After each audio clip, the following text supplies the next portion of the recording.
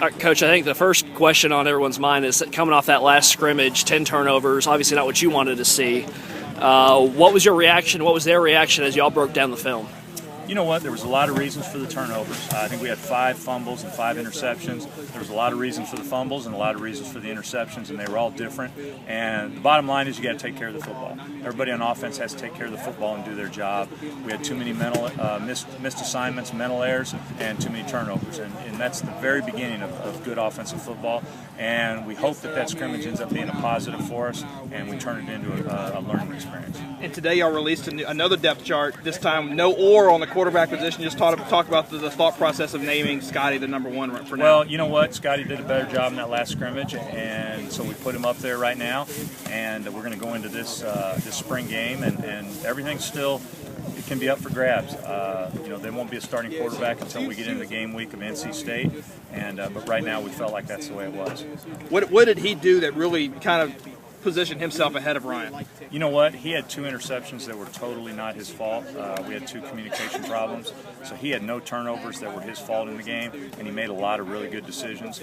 And at quarterback, you've got to make good decisions and take care of the ball. Ryan had a few decision issues and had 2 or 3 turnovers, and that was probably the biggest difference. What can we look forward to in the spring game? Are you going to open up the reins? I'm sure you're not going to throw any trick plays at it, but what are you looking to find out in the spring game? You know what? I'll be honest. I mean, we want to stay with our base stuff. We want to be able to our fundamentals and make sure we're running the inside and the outside zone right and throwing our quicks and our screens and our dropbacks. And so we'll be. It's not that we won't do a lot of stuff, but we're going to keep it simple and fundamental. We're still 13 days into this offense, so we've just got to keep working fundamentals and working our basic plays. How do you feel about the installation of the offense? You think everybody's grasped it pretty well so far?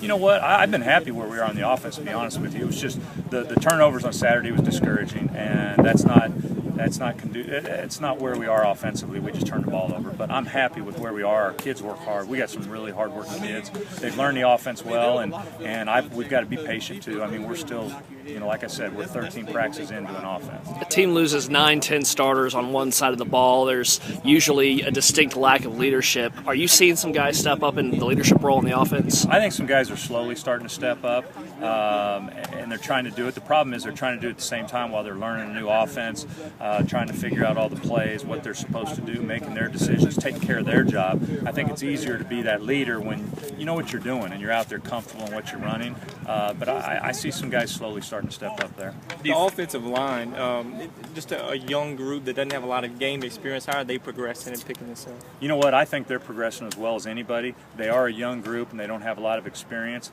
but I'm extremely happy with what we have in anywhere from 7 to 8 guys over there as far as if we had to play a game right now.